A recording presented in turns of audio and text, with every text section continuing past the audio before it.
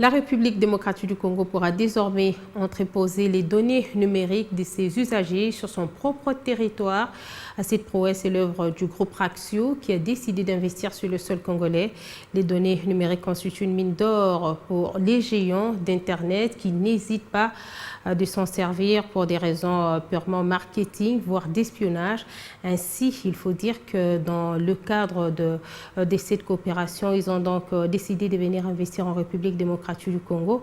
Et dans le cadre de la réalisation du plan national du numérique Horizon 2025, la RDC veut prôner la souveraineté nationale en hébergeant désormais les données de ses citoyens.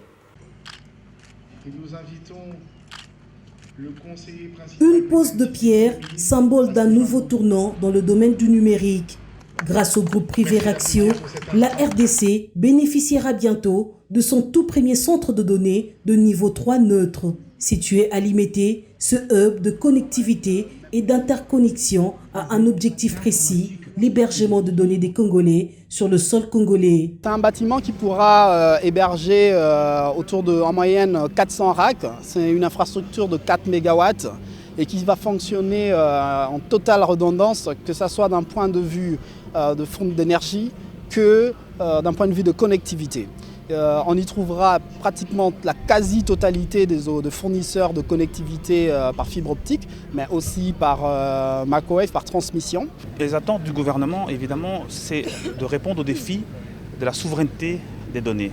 Bien que ce soit un opérateur privé, c'est la première fois que dans notre pays, nous allons disposer d'infrastructures de stockage de données de premier plan pour faire en sorte que les données, par exemple, qu'utilisent des privés comme Facebook, WhatsApp, ce sont les données des Congolais, puissent être logées dans notre pays.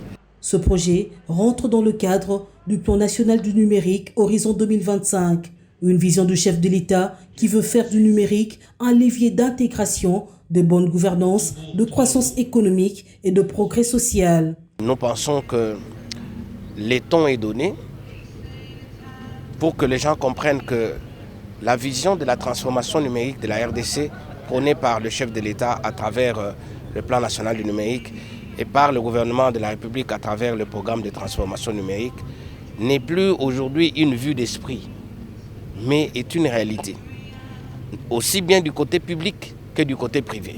L'inauguration de ce site interviendra d'ici 10 mois. Le groupe Raxio ne compte guère s'arrêter là. Cet opérateur des centres de données réfléchit sur l'élargissement de ses offres sur tous les territoires de la RDC.